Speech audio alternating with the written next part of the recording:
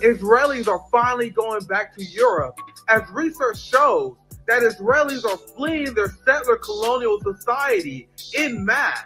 Best news I've heard all year. Isn't it interesting that Israelis claim to have a deep spiritual connection to the land, but they can leave it so easily? Compare this to Palestinians who refuse to be relocated because they are willing to fight for the land that they love. Meanwhile, when Israelis feel a little bit of discomfort, they immediately run their ass back to Europe. One of the things that the corporate media refuses to talk about is the heavy price that Israel paid for committing their genocide. Israel's economy is in shambles, as the number one industry of tourism is now dead, and we have an entire generation of settlers that are now fleeing the state of Israel. Over 60,000 businesses closed in Israel in 2024 alone, as the global population rejects doing business with a country full of child killers. Big shout out to the Houthis in Yemen, who played a big part of this because of their blockade of Zionist supporting ships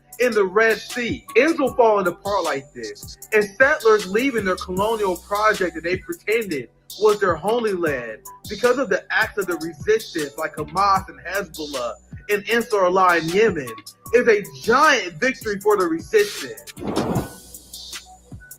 What's poppin', my friends, my family? Welcome to a Nick at Night Live. RBN Live, welcome my friends, my family.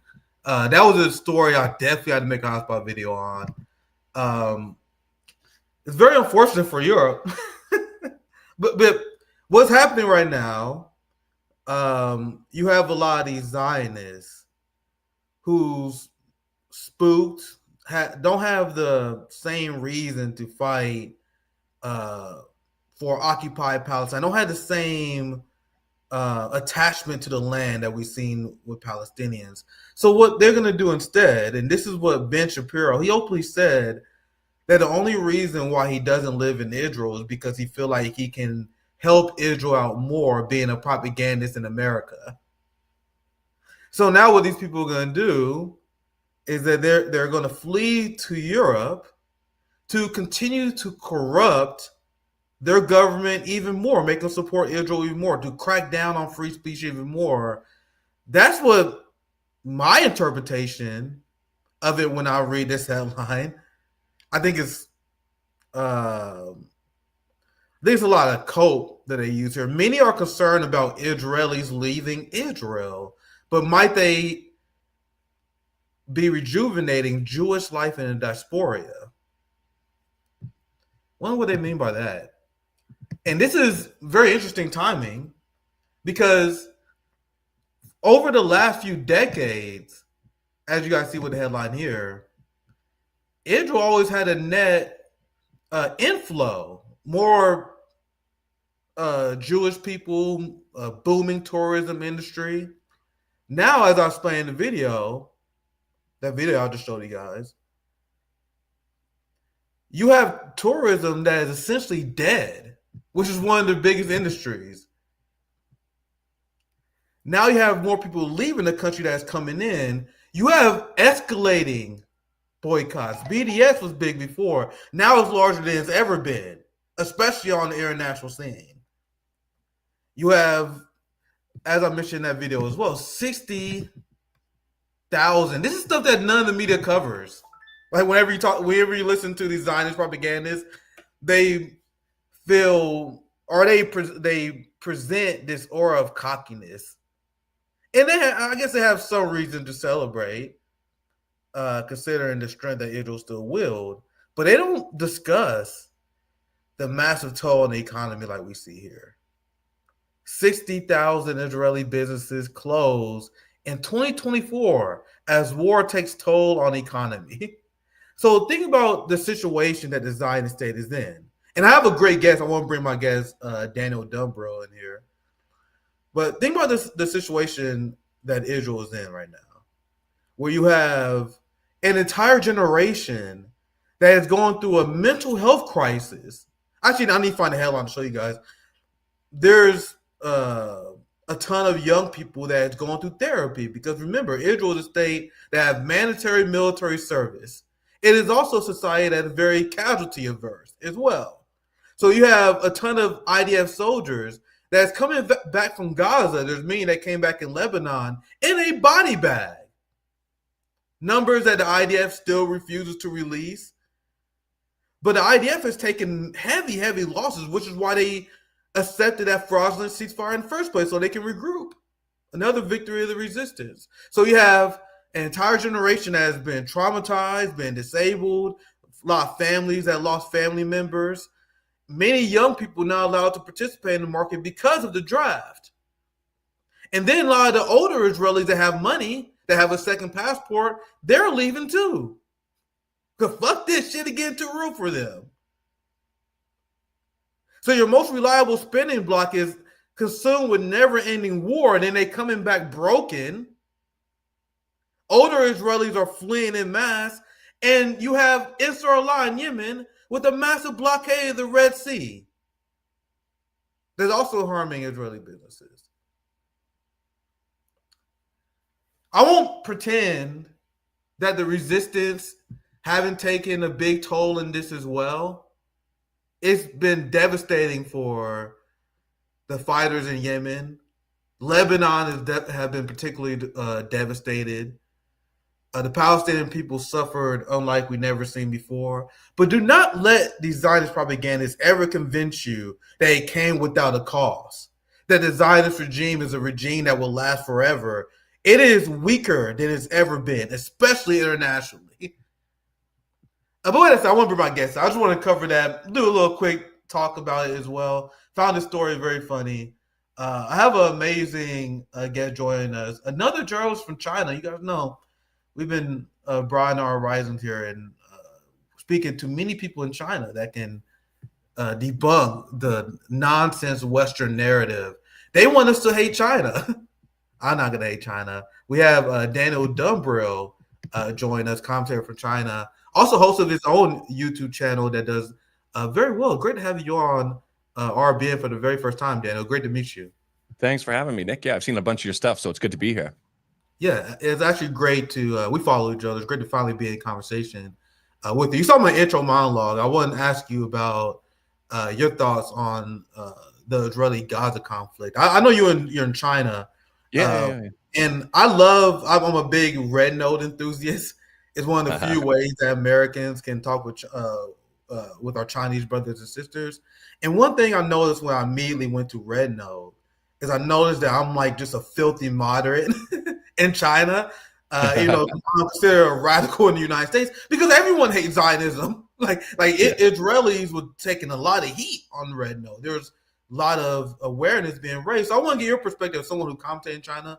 What is the view of people have in China regarding this Israeli regime? Your thoughts on their barbaric military action in Gaza and them invading their neighbors as well, Daniel. Thank you for joining RBN. Yeah, no problem. Yeah, I mean, generally speaking, the Chinese people see the Palestinians. I mean, they don't live within the propaganda bubble that exists in the West that has kind of protected Israel for all these years. And I mean, even within that bubble, you would think it has already become obvious enough what Israel is and what they're really about. But China never even had that hurdle. They never had their own government and their own media protecting Israel like the West did. So it's just even more clear to everyone here about the truth of what's going on. I guess the other thing I'd add too, one thing I want to mention too is the Israelis who are leaving Israel. It's not only, I just want to add like a kind of a clarifying comment too, because even though most of them are probably going to be Zionists, and you're saying, good luck to the communities that are accepting them, because there's a certain attitude that comes with Zionism that's not very pleasant. But there's also people within Israeli society that are speaking out against it, and they're not very welcome in Israel anymore too. They're being shunned from their communities. It's not a good place to be an Israeli and to be speaking out against the occupation. That's a difficult thing to do. So I would imagine people like that would be leaving also. I just wanted to mention that because I know I've been speaking to one of my friends, Dan Cohen, quite a bit. And there's just a lot of other channels who have a very difficult time, or they don't separate enough that distinction. Zionists and even they try and ban people like Dan Cohen from entering Israel. I don't know if you saw this. They're making a list of Jews that is no longer welcome in Israel. Exactly. And that's exactly what I'm talking about. So you imagine if you were a Dan Cohen in Israel, you'd want to leave also. But ultimately, the people who are blurring the lines or not making that distinction, Israel's happy when you do that because they want everybody. They want to rope everybody in together. They want to represent what it is to be a Jew. And they want anti-Semitism to rise because it creates the basis and the foundation for this victim mentality that they're allowed to do anything. We've got the right to defend ourselves because look at the whole world. There's all this anti-Semitism we're dealing with. So I think it's really important sometimes to just mention those little things, saying there are some people who are leaving who are probably against the occupation also. Yeah. But yeah. Yeah, that's why I would never fall for the trap of calling them the Jews. I call them Zionists. I label them as their ideology, and they hate when you do it. Because I would have a post critique in Zionism. They're like, Nick, just say the Jews. You hate the Jews, don't you? No, I have a lot of peace-loving Jewish friends like Max Blumenthal, Dan Cohen. These are people that we had on our show. We love their work. We had our Jewish brothers from Due Distance on as well. And I drive them crazy because I would never use the J word because I'm talking about the Zionists, the people who believe in this disgusting genocidal project of the Zionist entity. And I use the term Zionist because it doesn't even separate based on religion. There's Christian Zionists, which is the number one driver of Zionism in the West. And there's some people who get upset with me when I say this. I don't understand why. But there's a very powerful and influential Muslim Zionist political power in the Middle East that enables the state of Israel. Once again, that's one of the reasons why they want to take out Syria.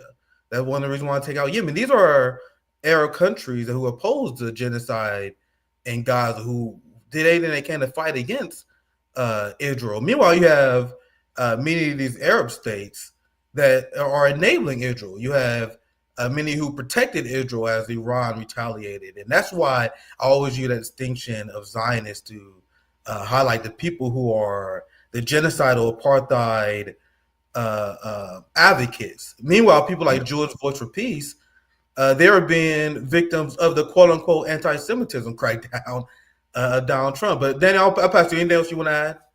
Yeah, no, I mean, you're right. They try to say that when you say Zionist, they're saying, you mean Jews, don't you? And when you really clarify, absolutely black and white saying, no, I'm talking about Zionists, then they just revert to, well, Zionists is basically Jews anyway, so you're still criticizing the Jews. They want you to get into that, but no, there definitely absolutely is a distinction, of course. Yeah, absolutely. And this is another Zionist we've been calling out. I want to show you guys this. We uncovered this more with our friends Due Distance. I saw this because we are living in, and this is what I was worried about when I hear these stories of Zionists moving to Europe. They are unapologetic in their advocacy for authoritarian crackdown on freedom of speech. And the same people who enabled the anti-Semitism hoax, meaning essentially the Democratic Party, they're the one who enabled Trump fascism by accepting the premise that protesting the state of Israel is somehow anti-Semitic. So now you have Bernie Sanders and AOC. They're doing this fighting the oligarchy tour, and they're fighting the oligarchy by essentially promoting never-ending war, attacking Trump for fighting against Russia, and still being extremely weak because Bernie Sanders signed on a Lindsey Graham resolution to support Israel forever as they waged never-ending war against their neighbors. You have AOC who signed onto the resolution, that bullshit resolution conflating anti-Semitism with anti-Zionism. And now at these, I can't describe it as nothing else other than Trump derangement syndrome rallies. You have Free Palestine protesters being arrested at a Bernie rally. Let me play this video. One America in which the wealthiest people, the top 1%, have never, ever had it so good. Let's see the Free Palestine flag down. And then once again, because Bernie Sanders has a history of this, Bernie Sanders allows anti-war, anti-genocide protesters to be arrested.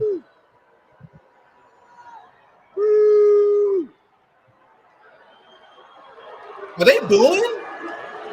This is the resistance, guys. Who are they booing? Are they booing the arrest of them, or are they booing the Palestinian activists? Either way, it's not a good look. Yeah, it's not. It's not. Because I now realize what you're saying, that you could interpret it either way. I can see you can interpret it as a crowd booing the police, but it seems like they are upset that Bernie is being disrupted. That was my initial reading of it. But I acknowledge that I think you can read it both ways as well. You never know. You never know. But these people like AOC and Bernie, like, there's no way that they don't understand that these people who are calling for the freedom of Palestinians are on the right side. And what is it that's holding them back? Is it that they know that they have no chances politically if they go, hand in hand with them? Is it because they're, being controlled? Because, I love that interview with AOC. Remember when she was talking about occupied Palestine, and then the reporter asked her to clarify, what do you mean by occupied Palestine? And she started stuttering. She turned red, and she's like, I'm not really a geopolitical expert. And there was something holding her back. She knew what she meant. She knew what was going on, but all of a sudden she's like, oh, you know what? It felt like she all of a sudden realized she crossed a red line. It's just bizarre. You know what makes this even more infuriating? The reason why I want to make sure the working class in the United States never fall for this again is because Bernie Sanders doesn't even take AIPAC money. AOC doesn't even take AIPAC money. They are weak on Israel. You guys can see this here. You have Bernie Sanders during these rallies that is openly during in the middle of a genocide. Imagine during the Holocaust, you have people saying Germany has the right to defend themselves as they are exterminating Jewish people. Do you understand how crazy that would sound? But this is Bernie Sanders during the Trump derangement syndrome rallies. Israel has a right to defend itself against terrorism. Who is this for? What is that? Like, who is that for? And then you have this, because during the Trump derangement syndrome rallies, I'm sparing you guys with the clips I've seen because it's horrifically cringe. They're talking about the authoritarianism of Donald Trump because it is pretty fucking scary to see Trump cracking down on free speech the way he is. But you have AOC in the Democratic Party and Bernie Sanders who set the table for it the same way that Democrats always do. Go ahead, Daniel. The more pertinent discussion from an honest person would be how the criticisms of a genocide in Israel are being wrapped up into this discussion of anti-Semitism. If AOC hosts a discussion on anti-Semitism, she's accepting it basically as it is being presented in public. And the bigger issue right now is this word is being used to silence criticisms of a genocide and of Israel. And so right there, that is so disingenuous, because you first need to clarify what is real anti-Semitism, how is it being misused, and then you can go on to say, okay, yeah, let's fight anti-Semitism, because they're not wrong. You know what? I actually do think there is a legitimate rise in anti-Semitism because there is this blurring of the lines, and I think a lot of that is on Israel because they want to blur those lines. Like I said, between Zionism and Jews and all of this, like there are legitimately people that are saying, oh, well, bringing up all of these old narratives and things like that. So it's a legitimate issue, but the bigger issue first is before you target this, you need to define it properly and pull back in the reins. And what makes, to your point, what makes AOC and Bernie doing so disgusting is because they're using the Holocaust Memorial Museum definition of anti-Semitism that was promoted by the GOP. Because like you said, Daniel, we're going to talk about this issue. We got to be very specific in how we use it, because the Zionist lobby and the Mossad openly said they use anti-Semitism as a way to shield criticism of Israel. And I'm sorry I can't get a bigger frame of this picture, but this is what Black Agenda report. You guys know our friend Mark Kimberly. This is what they reported on. She voted for the Israeli lobby's bogus anti-Semitism definition. So to your point, Daniel, which I never seen people hate Jews. Like I'm not buying it, to be honest. I'm not buying it because I'm around the most radical of them. And obviously you can say the far right white supremacist people, they are legitimately anti-Semitic, but they hate everybody. Yeah, they hate everybody, and I think they're doing their job at they're useful idiots of the establishment. That's why, and you can count them. I'm not saying that people are wrong by counting them, but it's not like it's zero on the left. Like I don't accept the claim that there's any on the left. You know how many radical Palestinian activists I've been around? It's not like I'm around liberals. You know what I mean? I am around the people who support armed struggle, the people who are supportive of Hamas. I have never, ever seen any of them ever say fuck Jews or ever say anything that counteractive to hating the Jewish people. Even in the Hamas charter, the people literally engage in combat with Israel. The 2017 Hamas charter separates between Zionism and the criticism of Zionism and their love for the Jewish brothers and sisters. Many of them, like Dan Cohen, who they protected as well. But after seeing the Western societies crack down on free speech, which is non-existent in Germany and England, and now is being completely stripped away in the United States, I am at the position. I don't 100% disagree with you, but I am at the position where I'm not even planning. I'm cutting the head off the dragon. I'm not playing around with it. I'm not doing this thing where like, oh, technically there is some anti-Semitism on the left. No, there's not. I don't think it's on the left, and it's not to the. There are some voices that are popping up online that I've seen Dan Cohen battling against, where it's like, I can't believe you even need to do this, and there are certain people who are doing that. But I think that the Zionists also understand that there isn't enough of it happening, especially on the left. Yeah, for sure. And that's exactly why you catch people and you see these stories of people painting swastikas on their own bakeries and they turned out to be Jewish people doing it, or yelling out things in the crowd and they turned out to be Jewish people doing it. Or I don't know if you remember many, many years ago, there were these bomb threats that were being called into synagogues and they found out that it was an Israeli Jew doing it because they want that perception of an anti-Semitism problem. They need it to push this and to be able to do all the things that they're doing. So I think they essentially, the Zionists, agree with you. And that's why that they've got to go out and actually make it look like it's a bigger issue than it really is. I still think there is some benefit when I'm seeing Dan battling against this, battling against people with really large followings, saying that it's the Jews that are the problem, or look at what the Talmud says, this is what they follow. So I feel like I want to kind of stand in solidarity with him, especially with how much he's done for this cause. And that's a genuine problem that he's facing too. But generally speaking, it still needs to be made to look bigger than it really is by these people. 100%. I agree with you. This is the last thing I will share. Once again, I'm gonna break this down more with due distance because they have like another rally coming up. The Trump derangement rallies are so fucking cringe. This is a clip, and I mentioned before how the Bernie AOC crowd has essentially been replaced with MSNBC watching boomers. This is the person who they trying to push, and they really doing this again, guys. And this, I'm going very hard because the working class can't afford to spend another $400 billion on this failed project with people who are pro-war. AOC is pro-NATO. And if you want to give credit for Bernie for this, fine, but I don't. But Bernie do this thing where I support a resolution to end arms shipment to Israel. Biden and Trump already gave Israel all the weapons they needed to destroy Gaza. That's why they do that, by the way, because that's easy. You know it's not going to pass, and Israel already has the weapons in the first place. The fact that Bernie Sanders support resolutions to the fact that Israel can go after their neighbors, he supported his war with Israel's war against Hamas.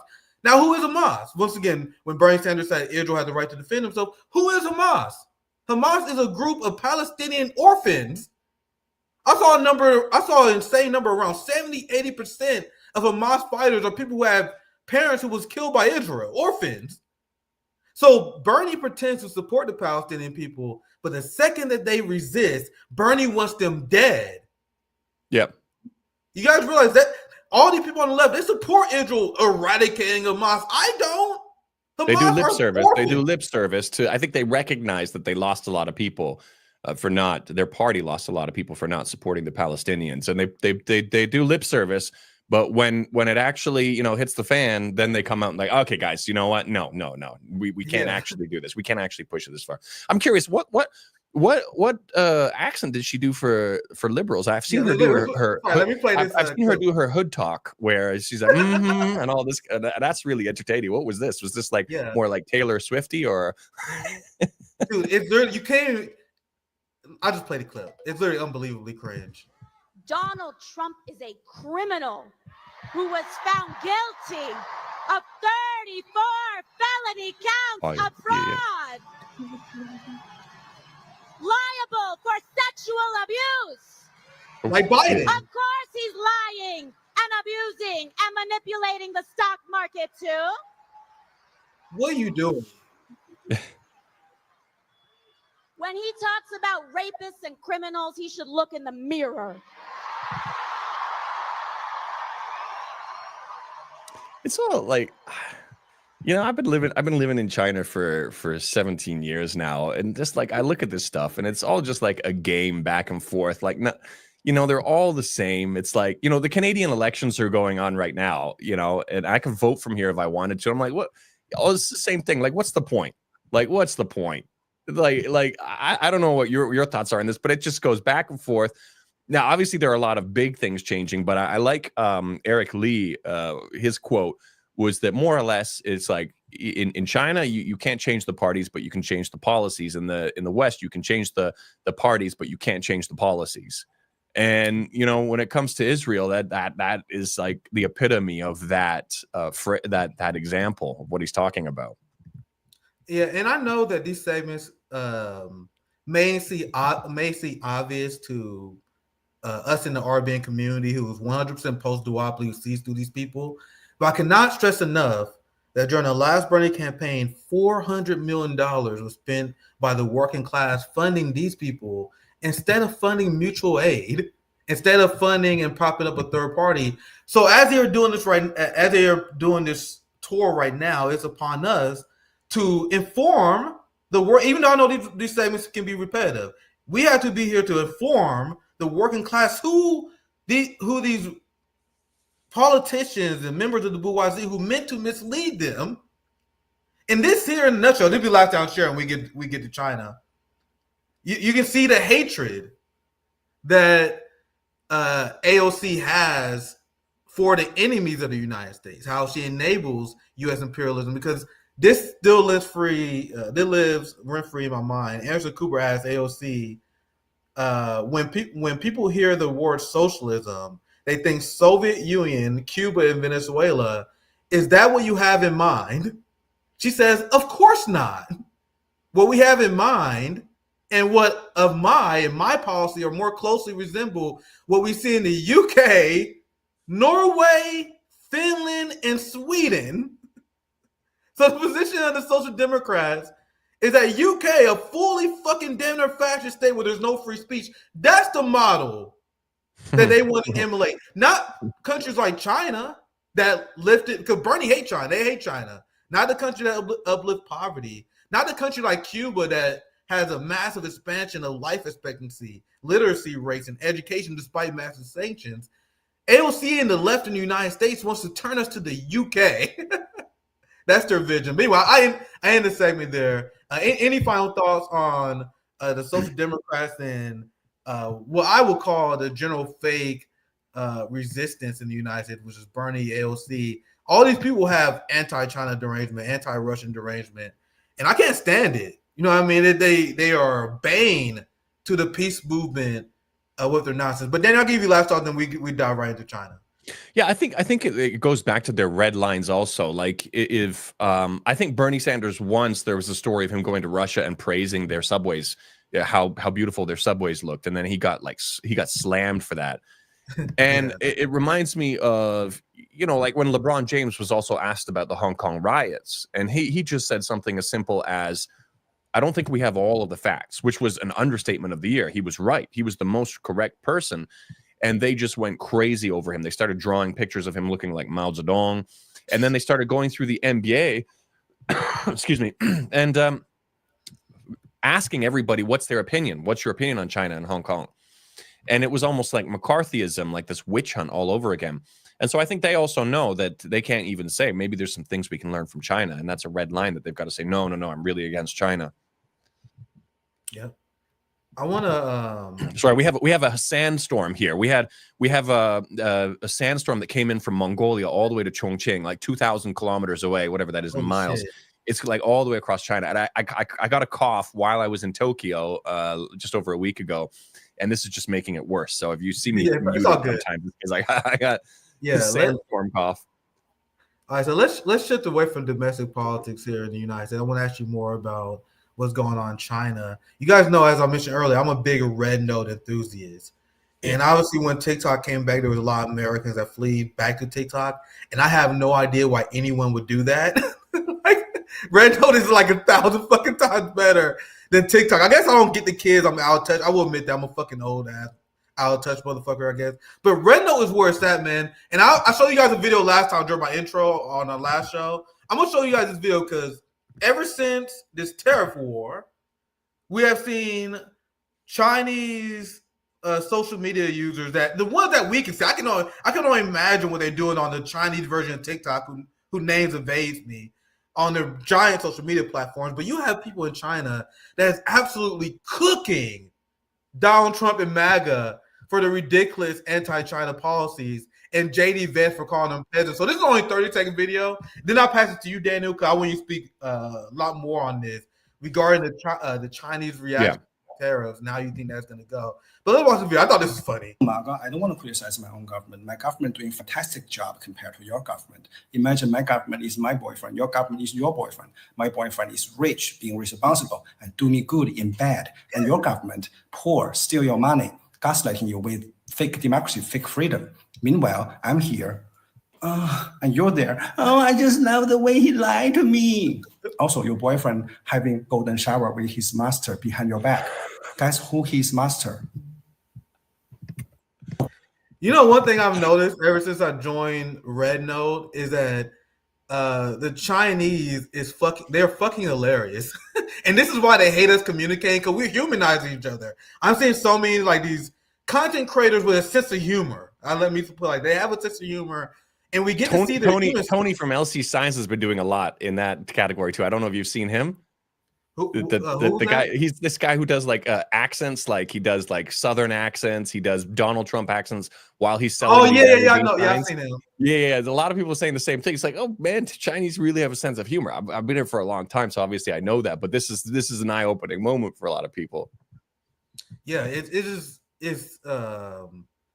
that's why there was already talks of getting rid of Red Note. I actually need to look into that. What came of that? But because I remember Tom Cotton and a lot of these fascist Republicans were saying, "Oh no, we got to get rid of Red Note first." This is why they hate the idea of Chinese people, Americans realizing that we have way more in common. I had this discussion before too, where it's like, so much propaganda has been undone. Like the U.S. has literally poured in billions of dollars of anti-China propaganda money, funding. There was a few years ago, it was at 1 point something billion, 700 million a year. There was all these funds that were going into anti-China propaganda, and it was all undone. Now, if we say that eventually the U.S. does something really desperate and tries to bring the world into a war where China is involved in the conflict, you know, there's a couple of different ways you can go about convincing your population that you need to fight the Chinese. One is obviously the Israeli way of demonizing the other side, like they call Palestinians human animals or whatever it is. Well, that's going to be more difficult now because so many Americans have had conversations directly with Chinese people on these platforms. They've become friends with them.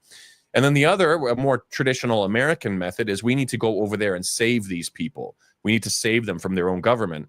But they're realizing that Chinese people have a better life than a lot of people in America. Their public infrastructure, their high-speed rail, all this stuff. Everybody's like saying, why can't we have this kind of stuff? So that's out of the door too. So these two main tools of propaganda to convince you that you got to fight these people are gone. And if you imagine, you know, during the buildup of the war in Iraq, if they had something similar, like an Iraqi social media platform, if social media would have been a thing back then, you had Americans talking to ordinary Iraqis. They were joining them in their kitchens and seeing what they cook, seeing their dances, seeing whatever it is. How much more difficult would it have been to get away with carpet bombing Iraqi cities? Like that would have been so much more difficult. And I'm not saying America's going to carpet bomb the U.S., but they need people to hate China. They need people not to ask, why can't we have the same things China has? What are you guys doing? It's made that job so much more difficult for them. Yeah, and that I have been blessed to speaking to many people like Counterpoint China. We had Li Jingjing joining on Monday, Carl Zha. I studied a lot about China. China just completely erased all the anti-China propaganda that I've been hit with my entire life. But I realized that and this has been the failure of the peace movement, is that they've failed to humanize the enemies of the United States empire. They will say stuff like, oh man, I think we should end war. I think we should promote peace. But fuck China. I think Vladimir Putin is a tyrant. Enabling and supporting the narrative of Washington, of the Pentagon, which saying that you oppose war, but I think Saddam is evil. I think Russia is evil. I think all these people are evil. That doesn't really mean anything. What you did, you legitimized their mission the second that you accept their framing about United States enemies. So I seeing, and I showed these before. Let me pull this up again. If I get this pull up, the ad block. Let me take the ad block off here. But this is the reason why I talk to people like you. The reason why I try to humanize China or Amy. Jesus Christ, people wonder why, and they wonder why no one fucking read their bullshit articles. Look at this website. Oh, Jesus Christ. Let me find another source. God damn it. Okay. Yeah, well, while you're looking for that, I mean, it's almost like they had to do that to retain legitimacy, just like the Bernie Sanders and the Russian subway line kind of story, where they have to add this, okay, but, this is a terrible guy, but we shouldn't go to war. It's almost like if you didn't do that before, you would be ostracized from your community. You would be criticized. You would lose economic opportunities or whatever it is. And so you had to do that. And that was always the US's way of censorship, was molding people into a certain set of behaviors or a certain set of ideas. But now we're getting to a point where people are getting out of line a little bit too much. And that's exactly why you have these things like saying, okay, we got to ban TikTok. We're losing control of the narrative. We got to kick out students who are on student visas who support Palestine, even though we're the land of the free. And this was the exact item of distinction that we used to sell our country on, saying that this is why we're better than everybody else, because you're free to express your opinions here. So now when their soft mechanisms don't work anymore, they've got to move to hard mechanisms. So there always was control. There never was real freedom as long as enough people believed the right thing. And now that mask is falling. Yeah. This is what I'll try to pull. I'll find another source. And I want you to I want your comment on this, because this is the result of decades of pro-war propaganda hammering both the liberal class and the conservative side. I had a viral tweet where I was explaining how China is not my enemy, and the amount of white dudes in my comments melting down was hysterical to me. Look, Americans remain critical of China. Many see China as increasingly influential. How dare they be influential, Daniel? How evil of them. Growing their economy, how dare they? And considering limiting its power a top priority. And here's another one I just found real quick. Americans feel more threat from China. White dude in Tennessee. He's scared of China. Not the corporations that's screwing him. Not the violent police state that murders Americans with impunity. The white dude living in rural Tennessee is fucking scared of China. They said like 68% view China as a threat. Here it is. Record level 58% of Americans view China development as a war power, as a critical threat to the interests of the United States. I'll show you this now. You can speak on it, because this is the voucher. I commented on the show before, but you guys see the rabid hatred. Oh yeah, that is installed because there have been all these Americans, after China is embarrassing the United States on the global stage, they've been fantasizing about murdering 350 million Chinese. It's bizarre. It's bizarre. I mean, like mask off moment for a lot of these people who, up until this point, when they held dominance, and there was nobody challenging their dominance, pretended really well to be the good guys and to pretend that they were deserving of that position, if they are somebody who supports, America and their superpower status and the unipolar nature of the world. At that point, they were comfortable. They could pretend to be somebody they weren't. They could pretend that we deserve this. And then as soon as it gets anywhere close to looking like that we're going to be moving into a multipolar world and power would be shared, then they're like, all right, now, you know what? If we have to genocide 350 million people to stop that from happening, we should really consider that. I don't know if this guy is joking or not, but there's a lot of people who are posting this. And even as a joke, it's just disturbing. It's like, what? Yeah. Like, I mean, if somebody was joking about doing, multiple 9/11s or something like that, people would understand what is wrong with that. People in the West would be like, even if they're joking, it shows that they're primed for war, because you see how little the Chinese life means to them, and they're under this impression that action that needs to be taken. And I want to ask you about this, because this is one of the reasons why we are seeing this hatred, because as Americans see the accomplishment of China, there's this great envy. Like, once again, I legitimately, I talk about this all the time, I legitimately listened to what the right wing criticism of China. I'm like, what the fuck? Why do you guys hate them so much? And they essentially just bring up Chinese success. That's all they mention. They're like, China is making moves, making trading partners in Africa, and that's why they're a threat. So they're expanding, and that's why we're supposed to hate them. But anyway, I want to ask you about this. I want to ask you about the tariffs. Yeah. Because I've been trying to learn and get as many perspectives on the show about what could potentially happen as well. It seems like a very misguided policy from Trump, but this seems to fire it up and rejuvenated the Chinese people, because they see themselves under attack by the United States. And Xi seemed like he's been prepared for this for a long time, especially after the first Trump administration. And now, because of Trump's erratic actions, you have countries that are looking to China for the first time, including the EU. You have China that's doing a tour through Southeast Asia, including Vietnam and Malaysia. So can you speak more on that and the moves that China is making to circumvent these tariffs and other options they may have? Yeah, I mean, it's another example of so much propaganda being undone. Previously, America, even in Trump's last administration, spent time going around the world trying to convince everybody not to deal with companies like Huawei. And actually, that was one of the rare times that Pompeo even threatened Israel. Said, no, you can't use Huawei 5G networks, otherwise, you may lose some of our support, which was like one of the most wild things ever.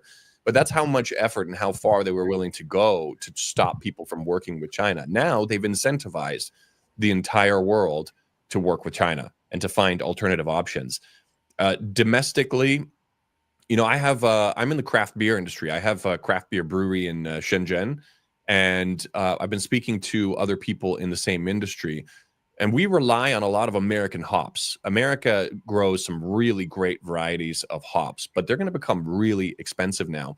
So everybody is readjusting their core beers, their main beers, to use New Zealand hops. And hops from New Zealand are really good also. They're quite good. And we're diversifying. I would imagine there's other industries. The gym I go to, a lot of the people, they like Optimum Nutrition and Muscle Tech and some of these American brands of protein powders and things like that. Well, they're switching to domestic ones, and there are some great domestic ones, but they just never made that switch because they were just always comfortable with this is the brand that they always bought. If the tariff war ends, and I mentioned this on my Twitter, these people aren't going to go back. If our core beers were changed and customers like it, why try to risk changing it again? If these people have became comfortable with their local protein powder, and obviously these are just two small examples, but you can imagine this happening all over China. And the thing is that alternatives do exist. Whereas in the other direction, where is America going to get this stuff manufactured? How are they going to bring online, factories to build all the stuff that they're buying from China? It's just not going to happen. And I said that before Trump receded on the tariffs against computers and chips and some technology related items because he realized how they'd be just screwing themselves over. And so exactly that, there are no alternatives for that. So if all of a sudden the trade war ends, there would have been irreparable damage done to America and American brands, not only in China, but probably all around the world, with people who have already found alternatives and who had already moved on. It's a weird thing. I mean, you know, when they really pressured Huawei also, they banned their phones from being able to use the Android OS. They try to stop them from being able to buy chips. It pushed China to innovate. They weren't ready for that at that point. At that point, they were like, okay, we really got to put a lot more money into chip manufacturing, and they're making amazing strides right now. I don't think they're there yet, but they've pushed them to put a lot more attention on this. And this is exactly what this is going to do also. It is going to supercharge China. There will be short-term pain, of course, but there's going to be long-term gain for China. And the funny thing is I was talking to some people who are involved in politics in Beijing as, I can't remember what they do. They do consulting work or reports. And I asked them who they wanted to win, Biden or Trump. And they said Trump, 100%. They said, we know that he will bring short-term pain, but at the result of long-term gain for China. And that's exactly how it's unfolding. I've heard many people who are advocates of multipolarity say they prefer Donald Trump simply because he will help accelerate it with his ridiculous policies. And he did what I thought was, and I'm still shocked by this, like, because Ursula von der Leyen, the Nazi herself, even she was like, oh man, I think China looking pretty good right now. Yeah. I'm like, bro, I literally did not see that coming. Like I didn't realize Trump would be that unhinged. Will he bring the EU fascists on board too? Like, oh man, the United States lost their mind. This is from our friend Bernard Bertrand, who highlighted how even EU officials, and this is like the fifth one that said the transatlantic alliance is over. Yeah, what a gigantic blunder. Arnaud is great. Well, my family has gone on vacation with his family a couple times. We're quite close, but this is something that I would have never predicted. Also, I thought that Trump would have brought down America and Europe together. I never saw this one coming either. So Trump had this delusional plan where he was going to separate Russia and China. Now I'm getting fucked up with these ad blocks today. But he had this absurd strategy he got from Vivek Ramaswamy, and I'm sure probably a few other right-wing think tankers, where they said we need to get essentially this headline just said G set to host EU leaders in July. So G going to have a big meeting with EU leaders in July because of the boneheaded decisions of Trump. But they thought they was going to separate Russia from China, and they got China closer to the EU. Russia and China still closer together. MAGA 5D chess. And as they are waging a trade war against China, as they are convincing their followers to hate China, this is what the American ruling class is doing. They're promoting never-ending war, never-ending genocide, while allowing our infrastructure to continue to deteriorate. Because one of the things I've done, I got a lot of people in my family interested in China now, because I will explain to them what high-speed rail is. And in the United States and in MAGA, their plan to make America great again is to cancel the plan to develop high-speed rail in Texas. And so I'll read this headline here. U.S. Department of Transportation canceled $63 million grant to Amtrak for Texas high-speed rail. So we're canceling, and the MAGA vision for making America great again is allowing our infrastructure to crumble and become outdated compared to China, so we can have tax breaks for the rich, so we can send more money to Israel. Yeah. So isn't that interesting? I want you to speak more, because this is what I always try to emphasize to Americans, how much our ruling class screwed us over.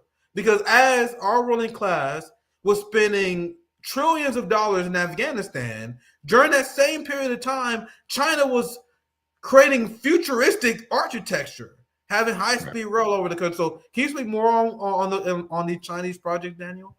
Yeah, I mean, even in America, there was that story of previously car companies buying up streetcar companies, streetcar rails and things like that, and then digging up the rails and paving over them just so that they could improve the auto industry. And I think that's what happens with kind of unfettered capitalism, where it's just anything goes as long as you pay to play. Whereas in China, they look at it and say, what is going to be the greater good for the people? We're going to build this high-speed rail right now. It might not be profitable at first. It might take a while, but this is the right direction to go. And that, I guess that's the benefit of this system too, is that they can put out a 20-year, 30-year, 40-year plan, and it's not going to change 4 years later when somebody says, "No, that was terrible. That was a terrible idea." Just like with the high-speed rail that's been canceled there. So it's just continual improvement. When I first arrived in China in 2008, I think we had like 2 subway lines in Shenzhen, the city I was in at that time. And now I think it's about 250 kilometers, whatever that is, 180 miles of subway line. There was one high-speed rail that went from Shenzhen to Guangzhou, which is, I don't know what that is, like 100 kilometers max, somewhere around there. And now there's 30,000 kilometers of high-speed rail all around the country. I wouldn't be able to imagine this anywhere else. I remember when I lived in Toronto, we had this one new line, the Shepherd line. It took us, I think it was between 7 and 12 years to build like 2 new stations on a new line. So the money that's going into infrastructure and the planning and the consistency is just out of this world here. I don't know how you would fix that in a system that exists like the U.S.'s system, because I would never advocate for the U.S. to copy China's system, but at bare minimum, there must be things that America could learn from China, and that's a no-go zone for a lot of people. Like I said before, as soon as you say that, you're going to be attacked, or that's a no-go zone. So I don't know how you're going to fix this issue, but things have been moving forward here at lightning speed. The point you just made at the end there, that's why it's so weird that Americans have this fear of China, because China is not even trying to turn the world socialist.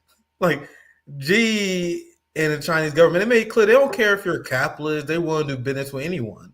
It's America in the West that actively influences and interferes in other countries in order for that country to implement the desired central planning model. That was the Cold War. We're still doing this to this day, engaging in regime change, operations, sanctions regime that is meant to topple socialist leaders. So the American empire, its focus is to impose its ideology on the world. Meanwhile, China's like, man, can we sell you guys shit? Yeah, which that's one it. is a bigger threat? That's it. Even the leader of Argentina, before he got into office, he was saying, we're not going to deal with dirty commies anymore. And he was like really criticizing China. And then a few months after he was in, he's like, man, we need to work with China more. They just buy our stuff. And they don't ask for anything else. They just buy our stuff. I mean, they don't care. Meanwhile, you like you said, the U.S. Needs governments to capitulate to their economic models and systems of governance, probably for a couple of reasons. One, so that those countries are completely open for exploitation by Western multinational corporations, and also so that there isn't an example like there is in China of somebody else doing it better. I was a good friend of mine who teaches at Sun Yat-sen University, a guy named Ali from Lebanon. He was talking about when the Soviet Union was around, workers' rights and just the general condition of workers in the U.S. was far better. And as soon as the Soviet Union fell, it went down really quickly because they no longer had an example of what was happening elsewhere in terms of workers' rights. What were workers getting somewhere else? It doesn't mean that the Soviet system was perfect. And again, like the U.S. would need to copy it, but at least there was an example of workers being treated better in many metrics. So you can't have countries winning like China is. And that's probably why so much money goes into propaganda, and where some guy in the middle of Tennessee or wherever he was is worried about China instead of all of the other immediate things that are impacting his life on a day-to-day basis. I love how you bring that up. I really wish I could remember where I read this from. I really wish I can credit them. But I read and someone explained. I forgot if I read it or if I heard it in a lecture. It was such a long time ago. They explained how a lot of the reforms, a lot of the wins that labor achieved in the United States, just like you mentioned, the capitalist class in the United States only allowed that because there was in Cold War competition against the Soviet Union. So the Soviet Union was boasting about all the accomplishments and achievement and quality of life improvement for the workers. So as the United States was engaging in this propaganda campaign globally against the Soviet Union, they had to show them something. That's when you seen the New Deal. That's when you see all these socially progressive worker policies that the United States used to champion for the white people, but they champion it so they can have a middle class they can point to. Then the second that the Soviet Union dismantled, like, oh, we don't have no reason to spread lies that we are taking care of our workers. So that's a great point. I'm glad you brought that up. This will be the last segment we do. We'll wrap up here soon. Here's a short clip, and it's going to be hard to get through. This is one of our propaganda reports.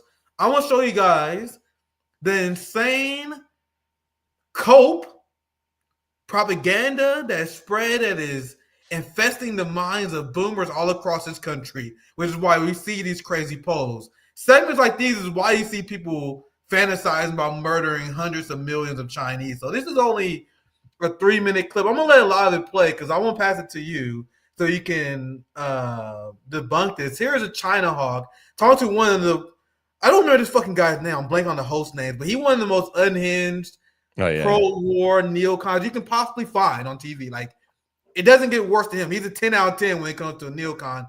So this is a conversation between two China hawks. This is the conversation that is being had among Republicans, Democrats, white America as a whole. This rabid hatred of China, this strategizing. How can we take down the Chinese? So I'm gonna let it play. Feel free if you want to chime in and you want to interrupt. Feel free because it's gonna be hard to get through. I'm gonna try to let it play as much as I can because there's gonna be a lot to say on this. China expert Stephen Moser joins us now. Stephen, welcome back to the program. It's good to see you again. Obvious first question: can China be trusted? Be afraid of China. Can China be trusted? This is the programming, guys. Well, thanks for introducing me earlier as a China hawk, because I've been a China hawk for a long time. As you know, we've done this show many times. And in the beginning, around 2000, I was a hawk in a flock of doves. And all the doves, however, in the past 25 years have gone to China, invited to banquets by Chinese party officials where they failed to realize when they were being wined and dined that they were the main course. And I think people now, Americans at large, and even most investors have realized how overdependent we've become on China, and how you made perfectly clear through the various interviews we just saw how China has repeatedly cheated on trade. I mean, going back to the World Trade Organization, they promised to protect intellectual property. They promised to open their domestic market. You gotta see the weak excuses. China promised to protect intellectual property. China stole our intellectual property. They say as China completely destroys the United States in technology. How is China stealing United States intellectual property when Chinese craftsmanship, their cars, their technology is better? Yeah, the drones, that's exactly why they were rushing to block Huawei's 5G also, because their 5G was outperforming Qualcomm's metrics and all these other traditional companies. It's like, they're stealing a technology from the U.S. that doesn't even exist. There's another point too that where somebody made a point in the chat. Fei Liu, she said that actually when it comes to services, it's the opposite way. That Chinese companies use more in service dollars, service-related items from the U.S. than the other way around. I don't know that personally, but I've heard that a couple of times. So that's an interesting point. I think that one of the diplomats from Singapore in an interview mentioned that also, saying actually when you take the whole thing into account, it's not as imbalanced as people are saying. But anyways, yeah. Yeah, imagine you was accused of cheating on a test. Let's say you're a college student. Imagine you was accused of cheating on a test you got an A on, but the person you was accused of cheating on had a fucking D. The motherfucker failed the test. He had a D at best, and they're like, "You copy off this person." People like, how can you accuse me of copying off this motherfucker who had a lower grade than me? You guys understand that's how ridiculous this intellectual property argument is? Yeah. Chris also mentions, which is true. Also, Apple exists in China. And that's right. Apple does really well. They've got lots of stores in China. Obviously, Tesla has made big inroads in China also, building factories here. I mean, people are doing it. It's available. It's but nobody's been kind of taking that opportunity. Yeah. Great comments, Chris. Sorry I couldn't really look at the comments like this stream. I'm gonna make sure I get some super chats as we wrap up. I'm not gonna watch too much longer. Let's play the last clip and then we can begin. We're almost an hour in. I'll watch one more little clip, quick clip. Cheated on trade. I mean, going back to the World Trade Organization, they promised to protect intellectual property. They promised to open their domestic markets. Really, very little of that happened. All the problems when they occurred were papered over with promises, verbal promises, and paper promises that weren't worth the paper they were written on.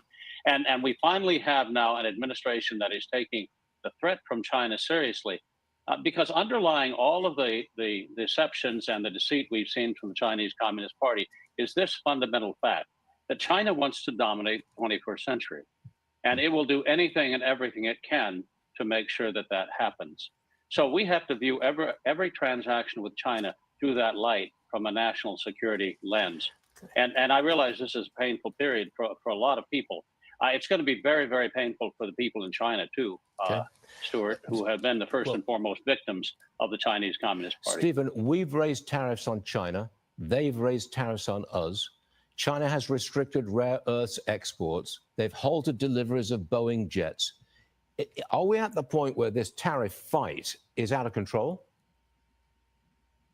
Well, I don't think you can ever say that it's out of control. I think that China has now played almost all of the cards that it's going to be able to play. What is it going to be able to do now? Is it going to shut down iPhone production lines in China? Is it going to shut down Elon Musk's products that he makes in China, sells in China, and sells to the rest of the world, but not the United States? I don't think so. Those are major projects that underpin the Chinese economy. And what's going to happen now, what's happening right now on the local level, you know, I spent years in China talking to ordinary people. I know the small businessmen in China, the guys that run the small and medium-sized factories. They have shut down. Those factories are done.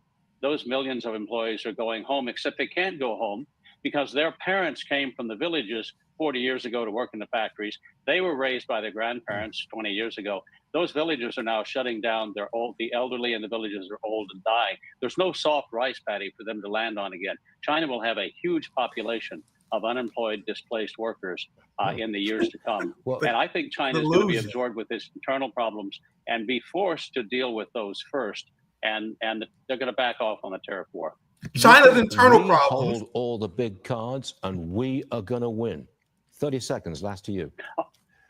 I do, absolutely. 1/3 of the consumer product. You guys say we're going to win. And I'll ask it to you guys. I want to get your thoughts, but you guys see how one of the reasons why he wanted us to be upset at China, because he said China has this plan to dominate the 21st century. That's like so run a successful country? We're supposed to hate them because they're rising as a global superpower. But Danny, I know you want to chime in. Please get your final thoughts. I mean that's a good point. Is there is no evidence of China wanting to dominate the world. The way that it happens, the way that America dominates the world, and the way that China has quote unquote started to dominate the world in their view are two very different things. One, the US did it forcefully. You capitulate to their demands, or they overthrow your governments, they foment riots in your country, just like they did in my mother's country of Guyana in South America, and countless other places, especially in the in South America and Central America. That is called domination. That is called a desire to dominate. What they're talking about with China is they're becoming more dominant in terms of more people dealing with them just because they're doing it better. They're making products that people want. They're coming up with partnerships that people want to join. They're, you know, when they're in Africa, they're leaving productive assets on the ground. It's not that Chinese business people don't want to go out and make money, but you know, of course, that's their goal also. But they're leaving productive assets on the ground. They're developing win-win relationships, and so it's no wonder that more and more people want to work with them. So if that is the form of achieving dominance, that should be encouraged. America should be saying, well, why is it that they're dominating while they're not building military bases all around the world like us and crushing governments and countries when they don't capitulate? What is it that is better about their way that they're able to do it in such a soft way without having to actually kill people? I mean, this whole premise of wanting dominance and actually just naturally achieving it, it needs to be something that's examined. And then he just goes on and says things like, with Apple and Tesla, they are projects that underpin the Chinese economy. What does that even mean? You gotta be kidding me. There are so many amazing electric car brands in China. I mean, I'm sure people have seen them pop up on YouTube, where people are just blown away by the quality and features that are coming out of Chinese manufacturers. And some of the most wealthiest people here, even in this city, even in Shenzhen, who are living in really good apartments, if you go into those apartment buildings, they're filled with Chinese electric vehicles, like from Li Auto and all of these other Chinese companies.